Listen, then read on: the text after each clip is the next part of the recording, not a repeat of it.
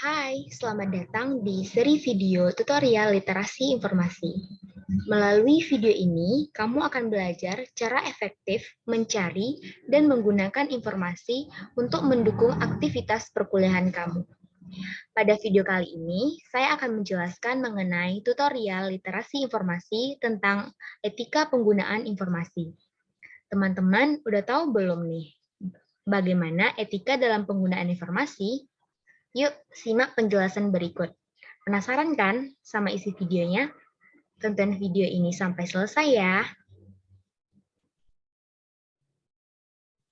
Guys, udah tahu belum? Apa sih itu etika penggunaan informasi?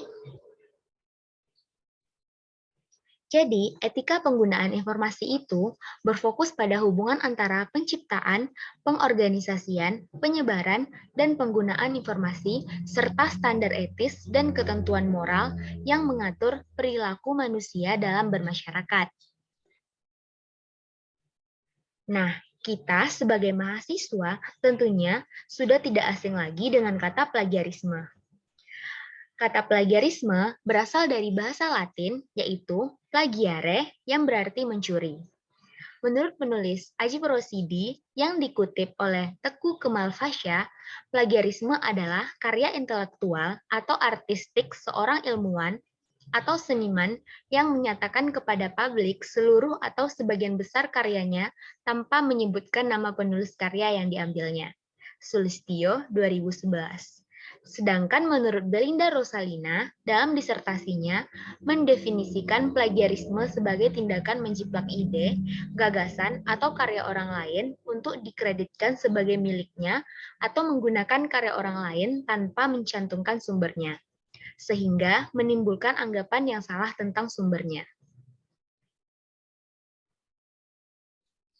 Ternyata, ada sanksi bagi plagiarisme dan diatur dalam Bab 4 Pencegahan Pasal 7 Peraturan Menteri Pendidikan dan Kebudayaan Republik Indonesia Nomor 17 Tahun 2010 tentang pencegahan dan penanggulangan plagiarisme di perguruan tinggi, mengatur bahwa setiap karya ilmiah yang dihasilkan di lingkungan perguruan tinggi harus disertai dengan pernyataan yang ditandatangani oleh penulis.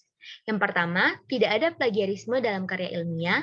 Yang kedua, jika karya ilmiah tersebut terbukti menjiplak di kemudian hari, penulis akan dihukum sesuai dengan hukum.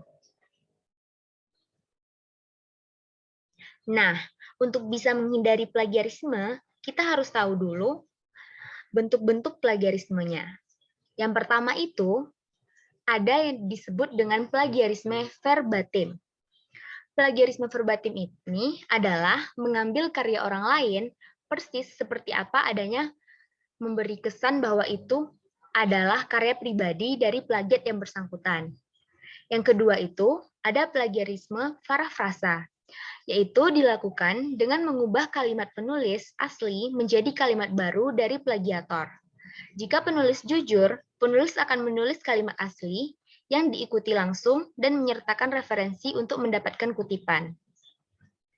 Yang ketiga, plagiarisme kata kunci, yaitu mengambil beberapa kata kunci atau kata kunci dari artikel asli. Selanjutnya, plagiator menulis ulang kalimat dalam karya aslinya, tetapi tetap mencantumkan kata kunci atau frasa kunci penulis asli di mana-mana tanpa menyebutkan sumbernya.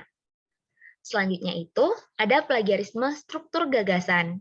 Jenis yang paling berbahaya dan paling sulit untuk dilacak di sini, plagiator menyalin di sini.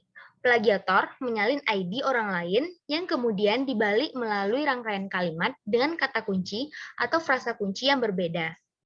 Orang lain bisa datang dari sumber tertulis, yaitu seperti film, atau bahkan presentasi lisan melalui berbagai forum. Dalam hal ini, kata kunci dan frasa kunci dari pemilik ide asli tidak lagi digunakan, tetapi struktur idenya tetap sama. Yang terakhir itu ada plagiarisme patchwork. Dilakukan dengan mengambil karya orang lain dari berbagai sumber tanpa menyebutkan referensi karya-karya dari sumber yang berbeda ini, kemudian dirangkai menjadi satu, sehingga menjadi baru dan memberikan kesan karya asli seorang plagiator.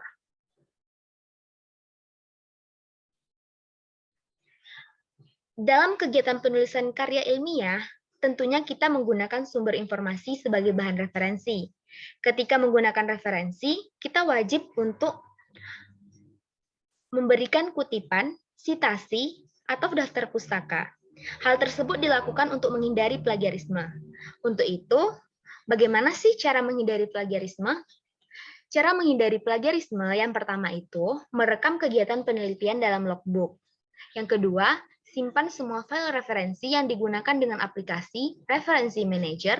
Yang ketiga, membuat kutipan dan daftar pustaka dengan baik dan benar. Nah, begitu bentuk dan cara menghindari plagiarisme. Yuk, jangan lupa untuk dipraktikkan. Thank you, and see you in the next video.